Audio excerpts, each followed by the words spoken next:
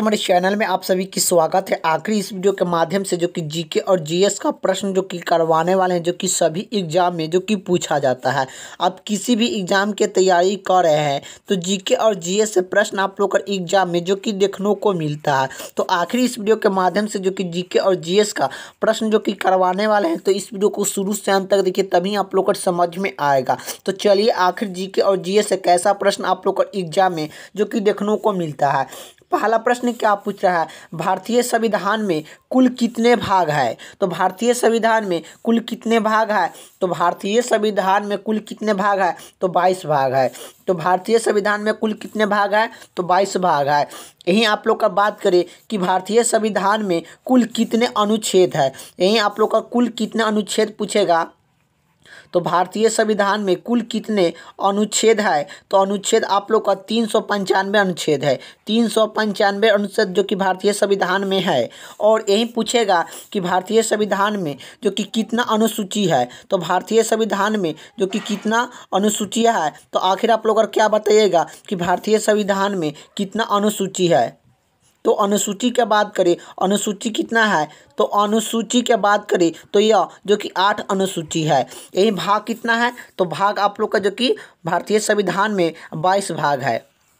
और अनुच्छेद कितना है, तो 395 अनुच्छेद है। और अनुसूची कितना है भारतीय संविधान में, तो 8 अनुसूची है। यही आप लोग का बात करें, यह जो कि भारतीय संविधान में है और वर्तमान में कितना कितना अनुच्छेद है, कितना भाग है और कितना अनुसूचियाँ है, ये सब वर्तमान में कितना है। तो आखिर आप लोग चलिए वर्तमान में भी आप लोग का जान लीजिए। तो भारतीय संविधान में वर्तमान में जो कि कितना भाग है, वर्तमान में कितना भाग है, तो ये भी आप लोग का याद होना चाहिए। तो वर्तमान में जो कि कितना भाग है भारतीय संविधान में, वर्तमान में जो कि 25 भाग है। वर्तमान में कितना भाग है, तो 25 भाग है। लेकिन आप लोग का बता दें, यही आप लोग का अनुच्छेद कितना है वर्तमान में, अनुच्छेद वर्तमान में कितना है। तो भारतीय संविधान के वर्तमान में कितना अनुच्छेद है, तो 468 अनुच्छेद है। यही आप लोग का बात करें कि जो कि अनुसूचियाँ कितना है, तो अनुसूचियाँ भारतीय संविधान के वर्तमान में जो कि कितना है, तो 12 अनुसूचियाँ है। 12 अनुसूचियाँ है, ये भी आप लोग का जान लीजिए। तो भारतीय संविधान में वर्तमान में कितना भाग है, तो 25 भाग है। और भारतीय संविधान में जो कि वर्तमान में कुल कितने अनुच्छेद हैं, तो कुल कितने अनुच्छेद है, 300 जो कि 468 है। और यही बात करें कि भारतीय संविधान में वर्तमान में कुल कितने अनुसूचियाँ हैं, तो 12 अनुसूचियाँ हैं। तो इसी तरह वर्तमान में ये सब इतना इतना है। और पहले जो बताए हैं वह जो कि संविधान बनाया गया था उस समय के जो कि उतना उतना है, आप लोग को याद होना चाहिए। तो इसका राइट आंसर ऑप्शन जो कि सी हो जाएगा, 22 हो जाएगा। भारतीय संविधान में कुल कितने भाग है, तो 22 भाग है। इसका राइट आंसर ऑप्शन जो कि सी हो जाएगा। अगले का प्रश्न क्या पूछ रहा है, इनकलाब जिंदाबाद का नारा किसने दिया। तो इनकलाब जिंदाबाद के नारा किसने दिया, तो इनकलाब जिंदाबाद का नारा किसने दिया था, तो यह जो कि किसने दिया था, तो भगत सिंह ने दिए थे। इनकलाब जिंदाबाद के नारा किसने दिया था, भगत सिंह ने जो कि दिए थे। इसका राइट आंसर ऑप्शन जो कि सी हो जाएगा। अगले का प्रश्न की बात करें, अगले का प्रश्न क्या पूछ रहा है कि भारतीय संसद के कितने सदन हैं। तो भारतीय संसद के कितने सदन हैं, तो भारतीय संसद के कितने सदन हैं, तो 2 सदन हैं। एक होता है, 2 सदन कौन कौन होते हैं, तो एक होता है लोकसभा, क्या, एक होता है लोकसभा, एक होता है राज्यसभा। तो भारतीय संसद के कितने सदन होते हैं, तो 2 सदन होते हैं। कौन, 2 सदन होते हैं। कितने, 2 सदन होते हैं। एक होता है लोकसभा, एक होता है राज्यसभा। तो इसका राइट आंसर ऑप्शन जो कि डी हो जाएगा। अगले का प्रश्न की ओर चलते हैं। अगले का प्रश्न क्या पूछ रहा है कि भारतीय संसद के कितने अंग है, अंग है। तो भारतीय संसद के कितने अंग है, तो यह जो कि 3 अंग है। कौन कौन 3 अंग है आप लोग का, ये भी आप लोग का याद होना चाहिए। एक होता है लोकसभा, एक होता है लोकसभा, एक होता है राज्यसभा,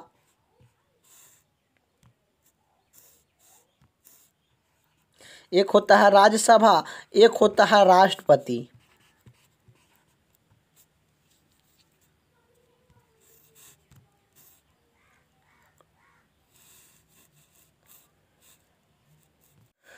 तो राष्ट्रपति आप लोग का एक होता है, आप लोग का ये भी आप लोग का याद होना चाहिए।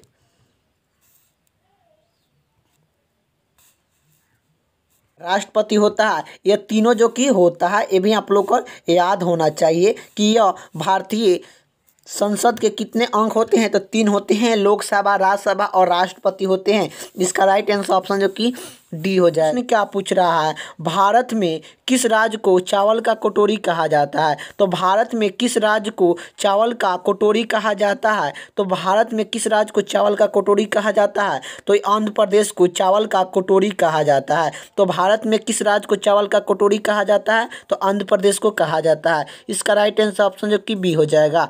अगले का प्रश्न की ओर चलते हैं। अगले का प्रश्न क्या पूछ रहा है, भारत का राष्ट्रपति बनने के लिए न्यूनतम आयु सीमा क्या है? तो भारत का राष्ट्रपति बनने के लिए न्यूनतम आयु सीमा क्या है? तो भारत के राष्ट्रपति बनने के लिए न्यूनतम आयु सीमा जो कि 35 वर्ष जो कि होना चाहिए। 35 वर्ष किन किन का आयु सीमा होना चाहिए बनने के लिए? तो देखिए, एक राष्ट्रपति होता है, राष्ट्रपति बनने के लिए न्यूनतम आयु सीमा जो कि 35 वर्ष जो कि होना चाहिए। एक होता है उपराष्ट्रपति, उपराष्ट्रपति बनने के लिए 35 वर्ष जो कि होना चाहिए। और एक होता है राज्यपाल, राज्यपाल राज्यपाल बनने के लिए 35 वर्ष जो कि आयु होना चाहिए। राष्ट्रपति, उपराष्ट्रपति और राज्यपाल बनने के लिए न्यूनतम आयु सीमा जो कि क्या होना चाहिए? तो 35 वर्ष जो कि आप लोग का होना चाहिए। लेकिन आप लोग का जो कि 25 वर्ष किन किन का आयु सीमा बनने के लिए होना चाहिए? तो आखिर चलिए 25 वर्ष किन किन का होना चाहिए? तो देखिए, मुख्यमंत्री,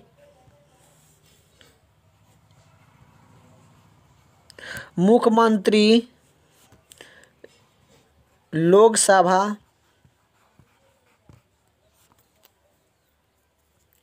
विधानसभा,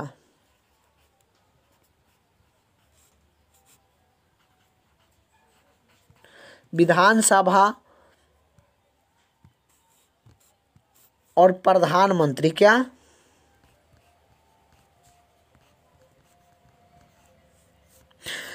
प्रधानमंत्री बनने के लिए न्यूनतम आयु सीमा जो कि कितना होना चाहिए? तो 25 वर्ष जो कि आप लोग का होना चाहिए। और जो कि मुख्यमंत्री बनने के लिए न्यूनतम आयु सीमा क्या होना चाहिए? तो यह जो कि 25 वर्ष जो कि होना चाहिए। लोकसभा बनने के लिए न्यूनतम आयु सीमा क्या होना चाहिए? तो 25 वर्ष जो कि आप लोग का होना चाहिए। यह विधानसभा, विधानसभा बनने के लिए न्यूनतम आयु सीमा क्या होना चाहिए? तो 25 वर्ष जो कि होना चाहिए। यही आप लोग का जो कि 25 वर्ष जो कि इन्हीं का आयु सीमा होना चाहिए बनने के लिए। आप लोग का ये चारों आप लोग का याद होना चाहिए। यही बात करें कि 30 वर्ष किन किन का आयु सीमा होना चाहिए बनने के लिए। 30 वर्ष देखिए किन किन का होना चाहिए। एक होता है विधान परिषद। क्या? एक होता है विधान परिषद, विधान परिषद, विधान परिषद, जिला परिषद, जिला परिषद, विधान परिषद और जिला परिषद, और जो कि राज्यसभा,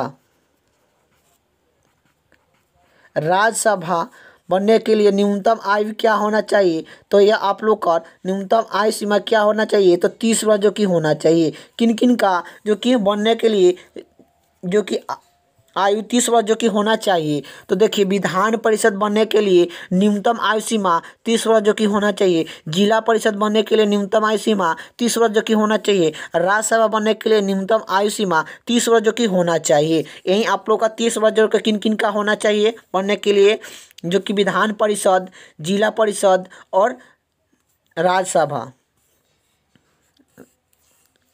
तो यही आप लोग का 30 वर्ष जो कि होना चाहिए। तो यही आप लोग का प्रश्न में क्या पूछ रहा है, भारत का प्रधानमंत्री बनने के लिए, राष्ट्रपति बनने के लिए न्यूनतम आयु सीमा क्या होना चाहिए? तो यह 35 वर्ष जो कि आप लोग का होना चाहिए राष्ट्रपति बनने के लिए न्यूनतम आयु सीमा। तो इसका राइट आंसर ऑप्शन जो कि सी हो जाएगा। अगले का प्रश्न की ओर चलते हैं। अगले का प्रश्न क्या पूछ रहा है, अमेरिका की खोज किसने की? तो अमेरिका के खोज किसने की? तो अमेरिका के खोज किसने की? तो कोलंबस ने जो कि अमेरिका के खोज थे। अमेरिका के किसने खोजा था? तो अमेरिका की खोज किसने की? तो अमेरिका के खोज किसने की? तो कोलंबस ने जो कि किए थे। कब किए थे? तो यह 1492 ईस्वी में, 1492 ईस्वी में अमेरिका का खोज किया गया था। किसने किया था? तो कोलंबस ने जो कि अमेरिका का खोजे थे। यही बात करें Vasco D gamma, Vasco D gamma किसके खोजे थे? तो यह भारत के खोजे थे। तो वास्को डी गामा किसके खोजे थे? तो यह भारत की खोजे थे, भारत के की खोजे थे। तो आखिर आप लोग का भारत के जो कि वास्को डी गामा जो कि खोजे थे, यही पूछेगा कि आखिर वास्को डी गामा भारत के कब खोजे थे। तो आखिर आप लोग क्या बताइएगा कि वास्को डी गामा भारत के कब खोजे थे? तो यह 1498 ईस्वी में, 1498 ईस्वी में वास्को डी गामा भारत के खोजे थे। किससे खोजे थे? भारत के खोजे थे वास्को डी गामा। यही आप लोग का जो कि पूछा है, जो कि पूछा जाता है एग्जाम में कि भारत की खोज किसने किया था? तो वास्को डी गामा भारत के खोज किए थे। कब किए थे? तो 1498 ईस्वी में खोजे थे। तो यही आप लोग का पूछा है प्रश्न में क्या कि अमेरिका के खोज किसने किया? तो अमेरिका का खोज किसने किया? तो कोलंबस ने जो कि अमेरिका के खोज किए थे। इसका राइट आंसर ऑप्शन जो कि डी हो जाएगा। अगला प्रश्न की ओर चलते हैं। अगला प्रश्न क्या पूछ रहा है? पहला बार परमाणु बम कहाँ पर फेंका गया था? तो पहला बार परमाणु बम कहाँ पर फेंका गया था? तो हिरोशिमा पर जो कि फेंका गया था। हिरोशिमा पर भारत में जो कि पहला बार परमाणु बम फेंका गया था। तो पहला बार परमाणु बम कहाँ पर फेंका गया था? तो हिरोशिमा पर जो कि फेंका गया था।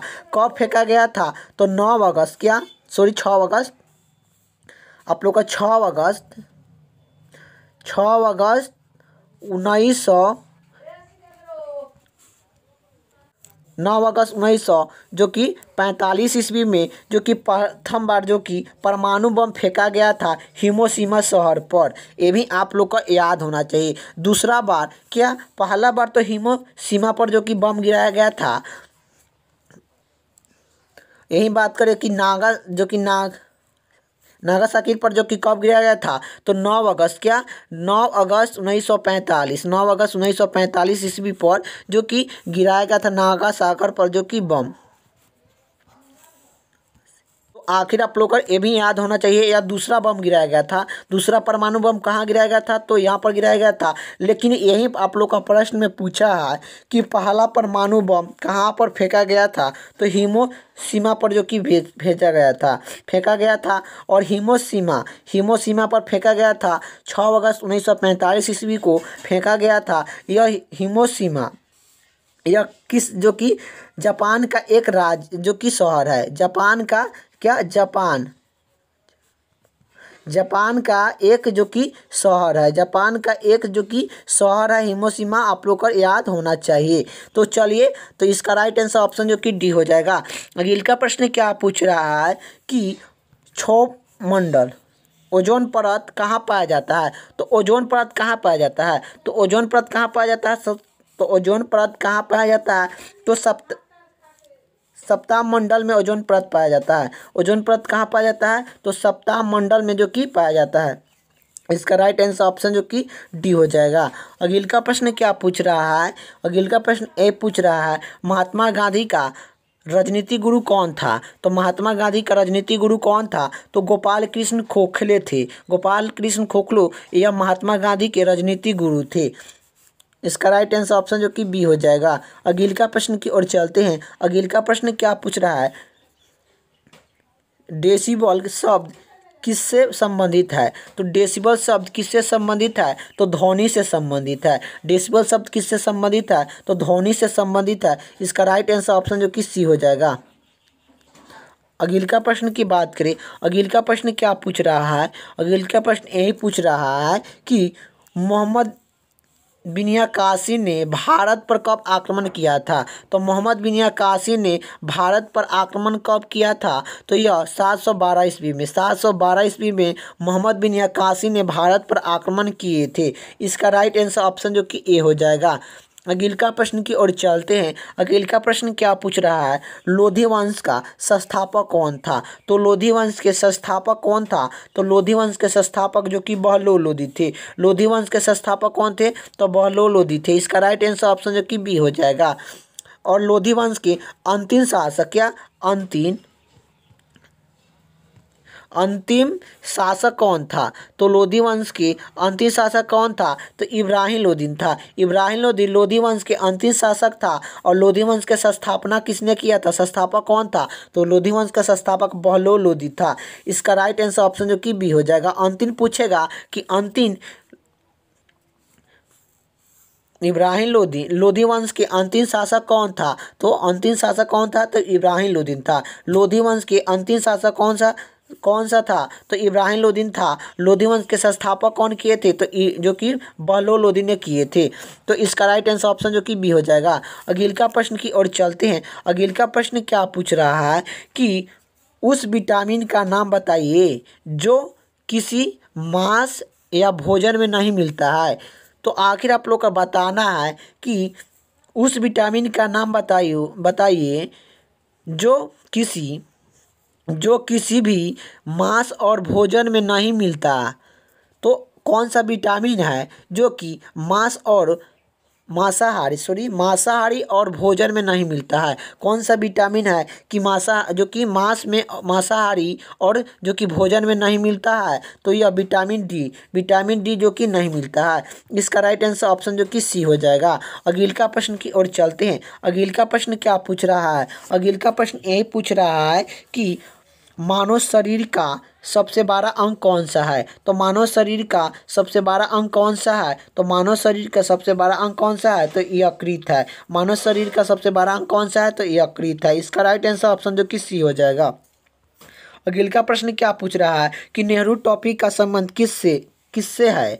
तो नेहरू टॉपिक की किस खेल से संबंधित है। तो नेहरू टॉपिक का किस खेल से संबंधित है, तो नेहरू टॉपिक किस खेल से संबंधित है, तो यह जो कि फुटबॉल से है। नेहरू टॉपिक का संबंध किस खेल से है, तो यह फुटबॉल से है। इसका राइट आंसर ऑप्शन जो कि बी हो जाएगा। संतोष टॉपिक किस खेल से संबंधित है, तो संतोष ट्रॉफी किस खेल से संबंधित है, तो यह जो कि फुटबॉल से है। इसका राइट आंसर ऑप्शन जो कि ए हो जाएगा कि फुटबॉल। तो संतोष ट्रॉफी किस खेल से संबंधित है, तो फुटबॉल से संबंधित है। इसका राइट आंसर ऑप्शन जो कि ए हो जाएगा। अगला प्रश्न क्या पूछ रहा है कि WTO का मुख्यालय कहाँ पर है। तो WTO का मुख्यालय कहाँ है, तो WTO का मुख्यालय जिनेवा में है। जिनेवा में WTO का मुख्यालय है। इसका राइट आंसर ऑप्शन जो कि बी हो जाएगा। अगला प्रश्न की बात करें। अगला प्रश्न क्या पूछ रहा है, निम्नलिखित में से कौन सा सर्वोत्तम विद्युत का चालक है। निम्नलिखित में से कौन सा विद्युत का सर्वोत्तम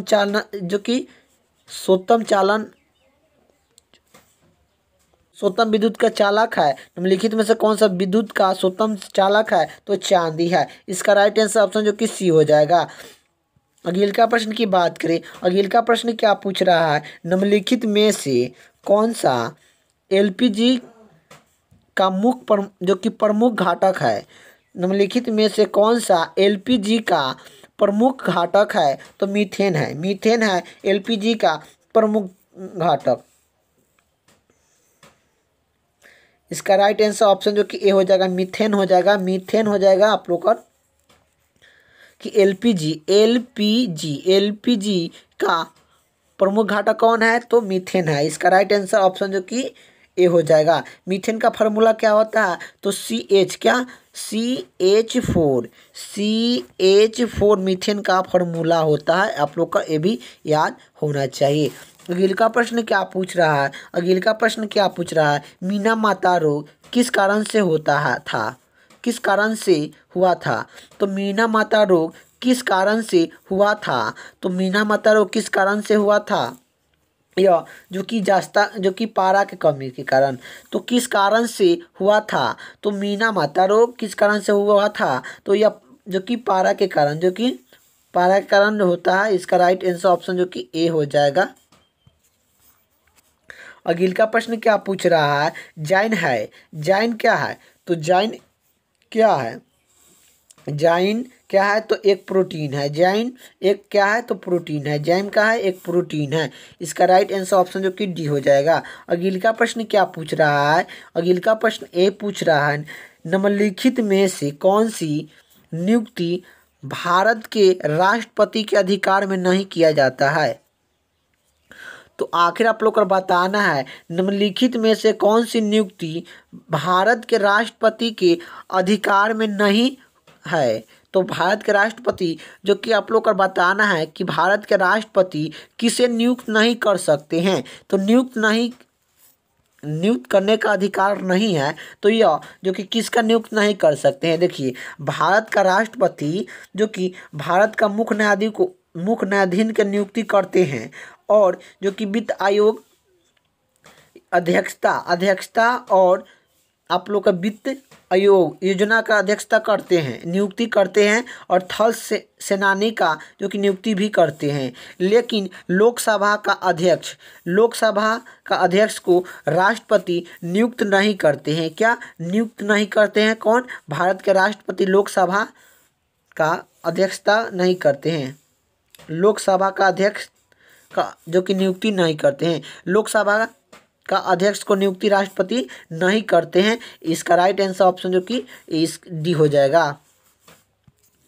अगले का प्रश्न क्या पूछ रहा है, विक्रमशिला विश्वविद्यालय का संस्थापक था।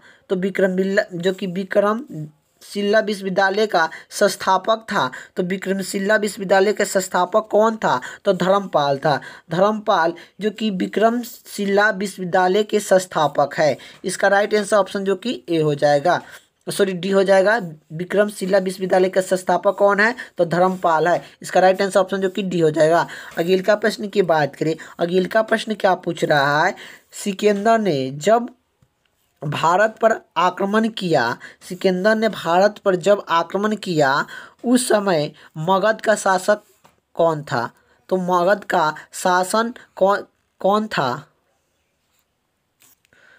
तो सिकंदर ने जब भारत पर आक्रमण किया उस समय मगध का शासक कौन था। तो यह धानानंद था। यह उस समय जो कि यह नंद वंश के शासक चलता था। किसके? नंद वंश के शासक चलता था। इसका राइट आंसर ऑप्शन जो कि बी हो जाएगा, नंद वंश के शासक जो कि चलता था। सिकंदर ने जब भारत पर आक्रमण किया उस समय मगध पर किसका शासन था। तो यह नंद वंश के शासक था। इसका राइट आंसर ऑप्शन जो कि बी हो जाएगा। अगले का प्रश्न क्या पूछ रहा है, ऋग काल के देवता है। तो ऋग काल के देवता कौन है। तो इंद्र और अग्नि है। इंद्र और अग्नि जो कि ऋग्वेद के काल के देवता है। ऋग्वेद काल का देवता कौन है? इंद्र और अग्नि है। इसका राइट आंसर ऑप्शन जो कि सी हो जाएगा। अगले का प्रश्न क्या पूछ रहा है, अगले का प्रश्न ए पूछ रहा है कि दिल्ली के लाल किला का निर्माण किसने करवाया। तो दिल्ली के लाल किला का निर्माण किसने कराया था। तो शाहजहां ने जो कि दिल्ली के लाल किला का निर्माण करवाए थे। इसका राइट आंसर ऑप्शन जो कि बी हो जाएगा। अगले का प्रश्न क्या पूछ रहा है, अगले का प्रश्न ए पूछ रहा है, निम्नलिखित में से कौन आर्य समाज के संस्थापक थे। निम्नलिखित में से कौन आर्य समाज के संस्थापक थे। तो आर्य समाज के संस्थापक कौन थे। तो स्वामी दयानंद सरस्वती आर्य समाज के संस्थापक थे। और आर्य समाज की स्थापना जो कि कब किया गया था, 1875 ईस्वी में स्वामी दयानंद सरस्वती ने जो कि किए थे। ये भी आप लोग को याद होना चाहिए।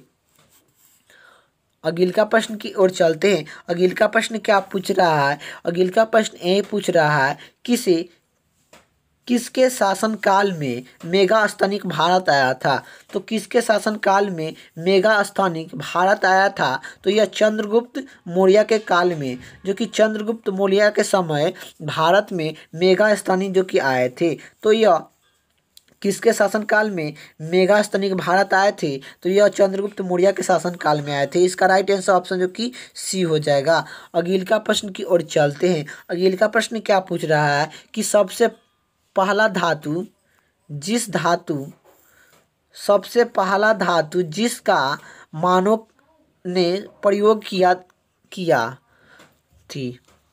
तो यह प्रयोग की थी। तो आखिर आप लोग का बताना है कि सबसे पहला धातु जिसका मानव ने प्रयोग किया, तो यह सबसे पहले कौन सी धातु का प्रयोग किया था? तो यह तांबा का प्रयोग की थी। तांबा का प्रयोग जो कि मानव के द्वारा सबसे पहले जो कि किया गया था।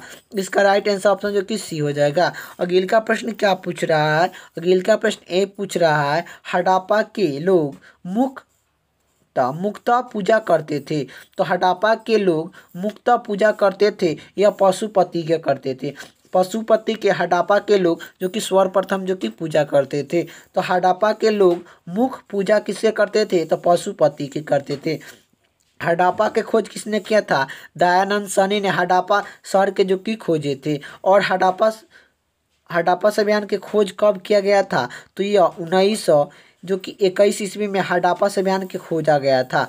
इसका राइट आंसर ऑप्शन जो कि ए हो जाएगा। अगले का प्रश्न क्या पूछ रहा है कि सारे जहां से अच्छा हिंदुस्तान हमारा गाने की रचयिता कौन है?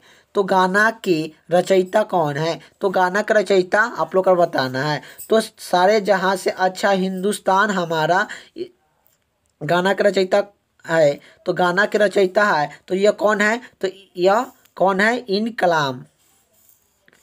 इनकलाम है। इसका राइट आंसर ऑप्शन हो जाएगा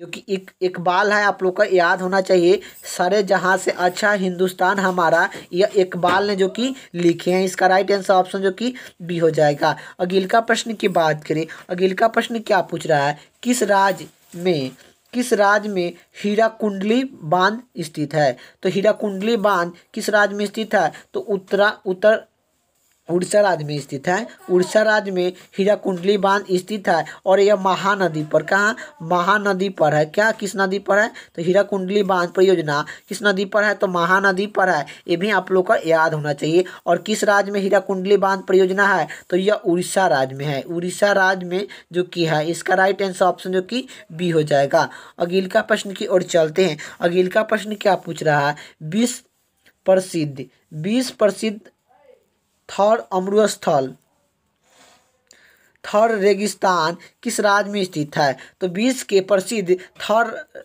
रेगिस्तान किस राज्य में स्थित है? तो 20 के प्रसिद्ध थर रेगिस्तान किस राज्य में स्थित है? तो यह आप लोग का राजस्थान में स्थित है। इसका राइट आंसर हो जाएगा ऑप्शन जो कि बी।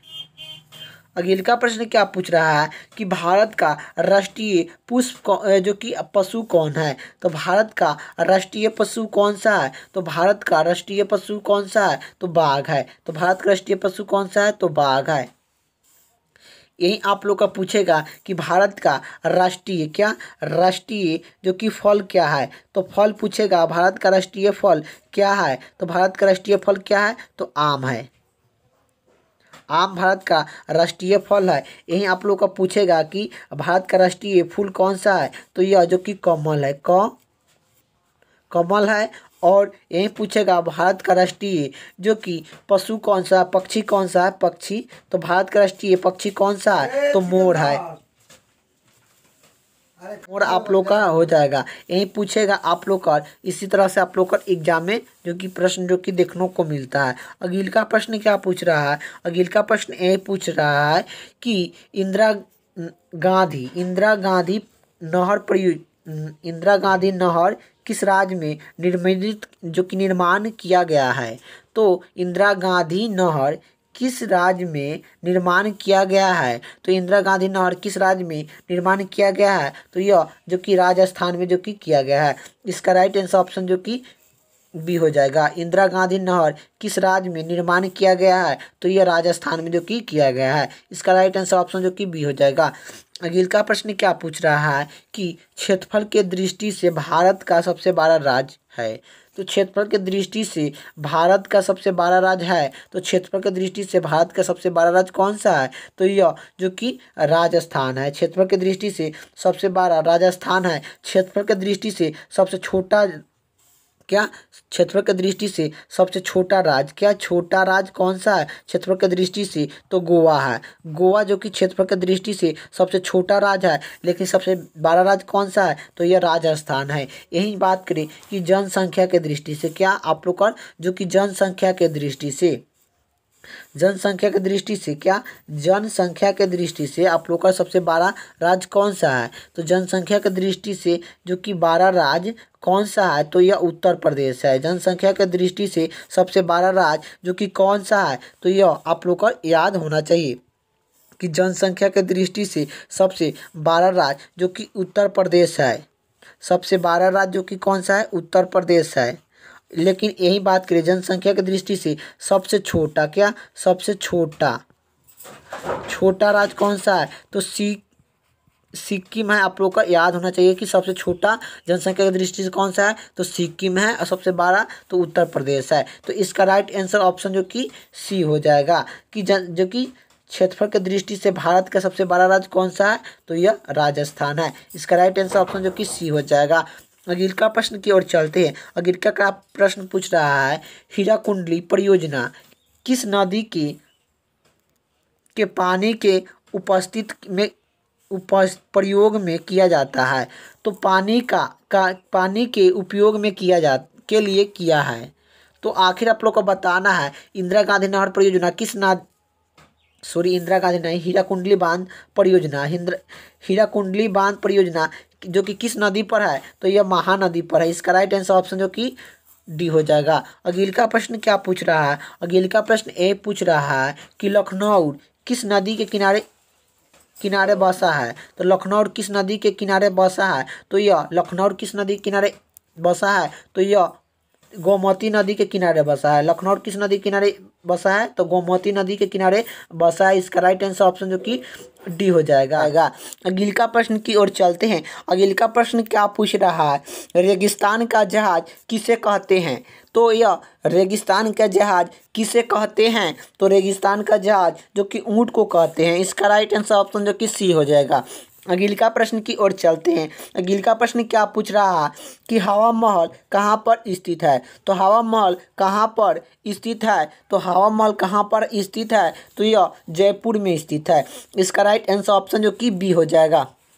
अगले का प्रश्न की ओर चलते हैं। अगले का प्रश्न क्या पूछ रहा है कि गोलघर कहाँ पर स्थित है? तो गोलघर कहाँ पर स्थित है? तो गोलघर कहाँ पर स्थित है? तो पटना में स्थित है। इसका राइट आंसर ऑप्शन जो कि सी हो जाएगा।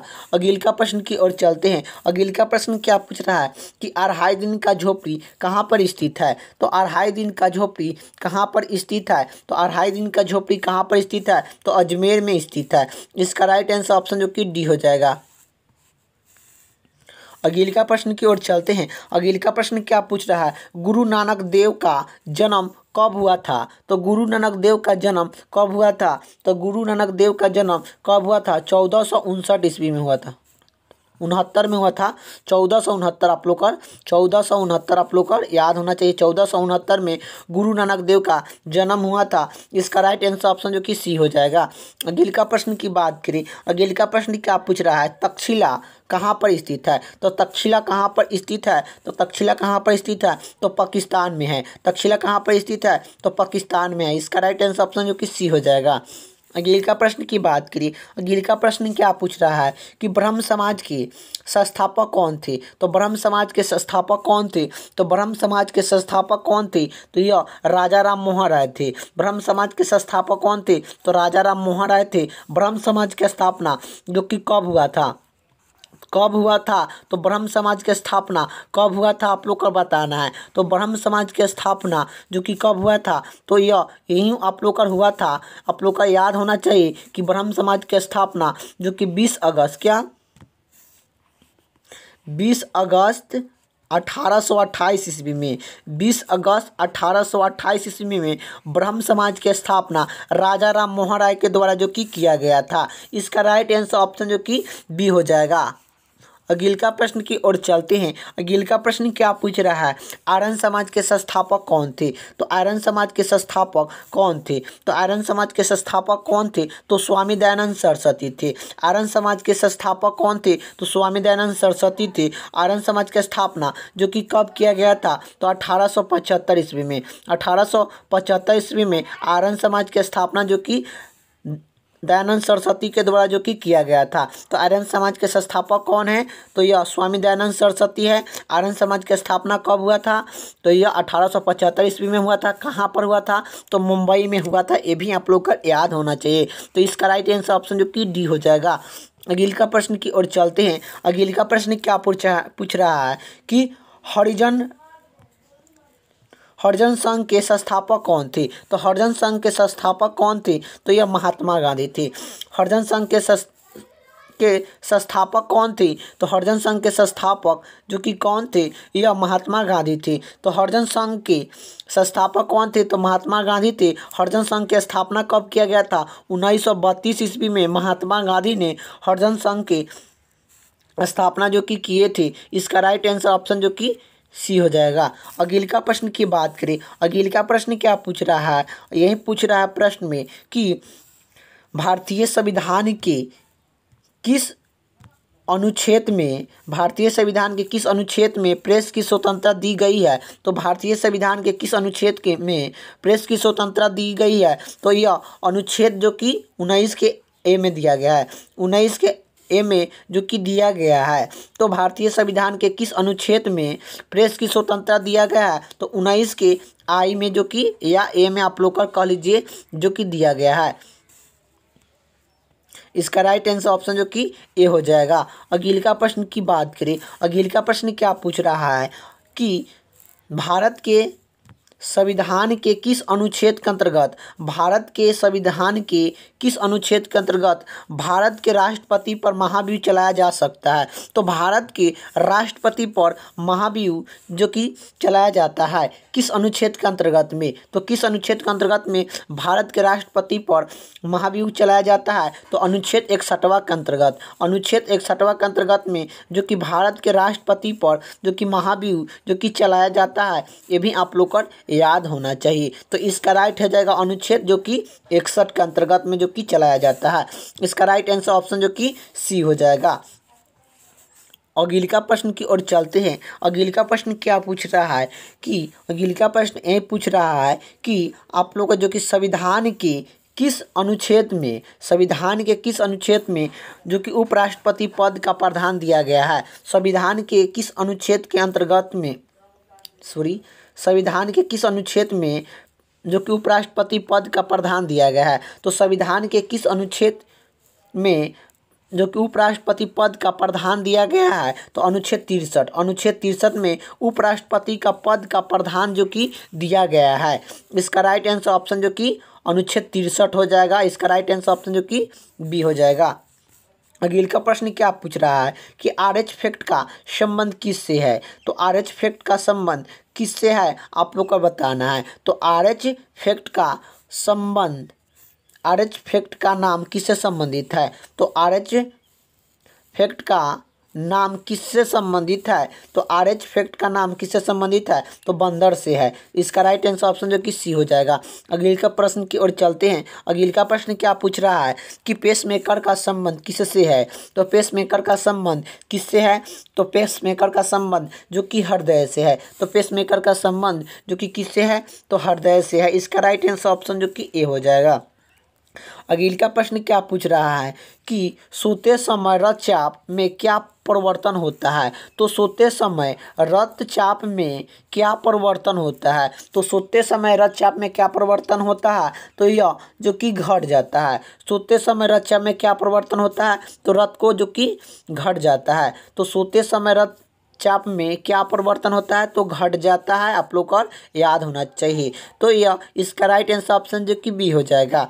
यही आप लोग का बात करें कि दौड़ते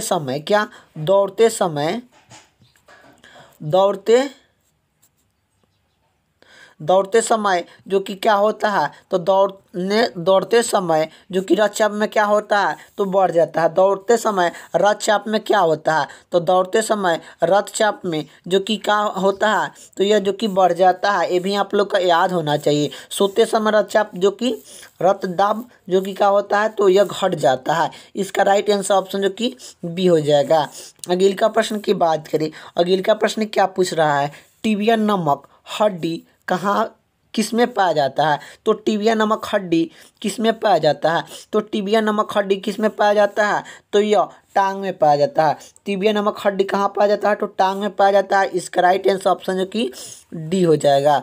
अगले का प्रश्न क्या पूछ रहा है कि पानीपत का द्वितीय युद्ध कब हुआ, तो पानीपत का द्वितीय युद्ध कब हुआ, तो पानीपत के द्वितीय युद्ध कब हुआ, तो यह पानीपत के द्वितीय युद्ध कब हुआ था, 5 नवंबर 1556 में हुआ था। 5 नवंबर 1556 ईस्वी में पानीपत का द्वितीय युद्ध हुआ था। तो इसका राइट आंसर ऑप्शन जो कि ए हो जाएगा। यही बात करें कि पानीपत में कितना युद्ध हुआ था, तो पानीपत के जो कि कितना युद्ध हुआ था, तो पानीपत के जो कि 3 युद्ध हुआ था। कितना, 3 युद्ध हुआ था आप लोग का पानीपत में, जो कि 3 युद्ध हुआ था।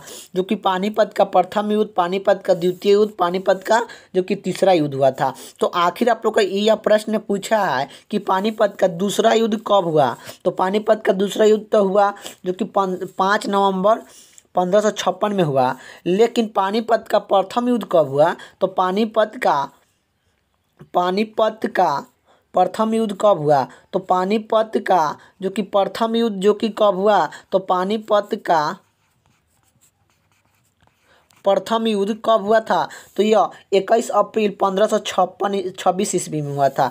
21 अप्रैल 1526 ईस्वी में पानीपत का प्रथम युद्ध हुआ था। यही आप लोग का बात करें कि पानीपत का जो कि प्रथम युद्ध तो हुआ, पानीपत का तीसरा युद्ध कब हुआ, तो पानीपत का तीसरा युद्ध जो कि कब हुआ, तो पानीपत का तीसरा युद्ध कब हुआ था, तो पानीपत का तीसरा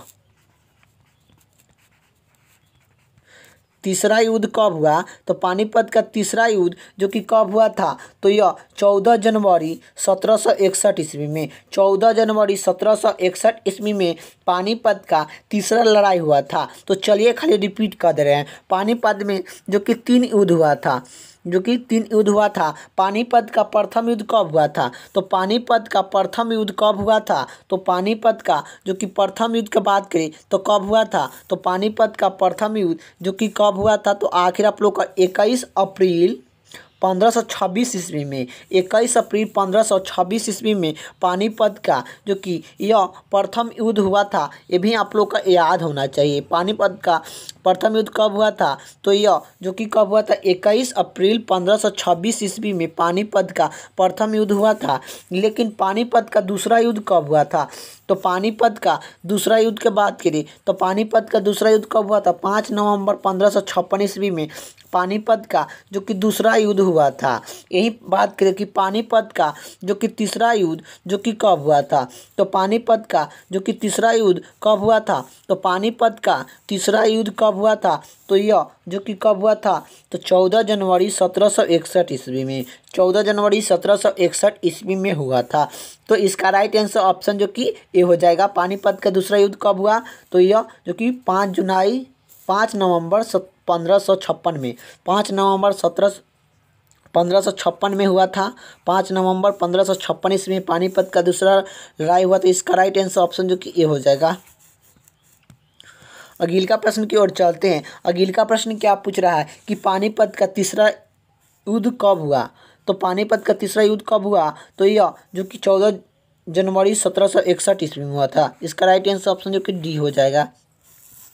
अगले का प्रश्न क्या पूछ रहा है कि अगले का प्रश्न यही पूछ रहा है कि बिहार में 1897 की क्रांति के नेता वीर कुंवर सिंह का देहांत कब हुआ, तो बिहार में 1897 की क्रांति के नेता वीर कुंवर सिंह का देहांत कब हुआ, तो यह कब हुआ था वीर कुंवर सिंह का देहांत आप लोग को बताना है। 1897 की क्रांति का नेता वीर कुंवर सिंह का देहांत कब हुआ, तो यह 9 मई 1800 58 में हुआ था। 9 मई 1898 ईस्वी में वीर कुंवर सिंह का देहांत हुआ था। ये भी आप लोग का याद होना चाहिए। इसका राइट आंसर ऑप्शन जो कि ए हो जाएगा। अगले का प्रश्न की बात करें, अगले का प्रश्न क्या पूछ रहा है कि 1897 का विद्रोह कहाँ से प्रमित हुआ।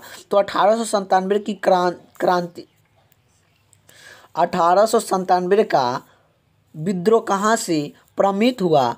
तो 1897 का विद्रोह कहाँ से जो कि प्रभावित हुआ। तो यह मेरठ से हुआ था। मेरठ से हुआ था। इसका राइट आंसर ऑप्शन जो कि डी हो जाएगा।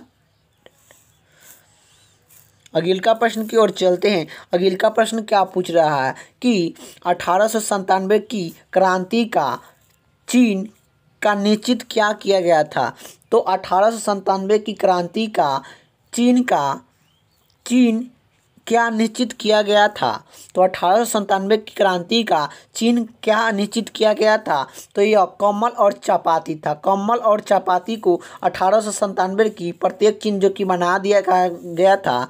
ये भी आप लोग को याद होना चाहिए। तो 1897 का चीन क्या था। तो यह चीन क्या था। तो कमल और चपाती था। इसका राइट आंसर ऑप्शन जो कि ए हो जाएगा। अगले का प्रश्न क्या पूछ रहा है कि 1897 के विद्रोह के समय भारत का गवर्नर जनरल कौन था।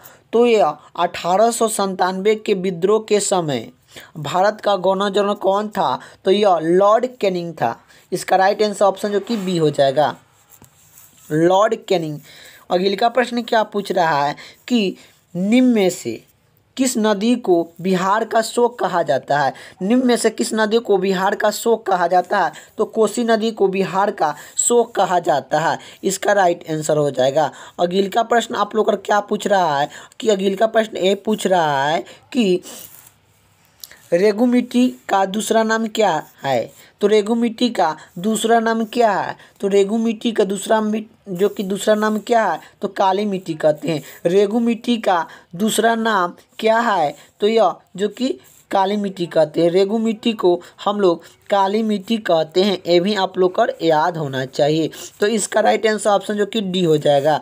अगले का प्रश्न क्या पूछ रहा है। अगले का प्रश्न ये पूछ रहा है कि पुराना जलोढ़ मिट्टी को अन्य किस नाम से जाना जाता है। पुराना जलोढ़ मिट्टी को अन्य किस नाम से जाना जाता है। तो पुराना जलोढ़ मिट्टी को अन्य किस नाम से जो कि जाना जाता है। तो इसे जो कि बागर कहते हैं। पुराना जलोढ़ मिट्टी को हम लोग जो कि बागर कहते हैं। इसका राइट आंसर ऑप्शन जो कि सी हो जाएगा। तो पुराना जलोढ़ मिट्टी को अन्य किस नाम से जो कि जाना जाता है। तो बागर के नाम से जो कि जाना जाता है। ये भी आप लोग को याद होना चाहिए। इसका राइट आंसर हो जाएगा।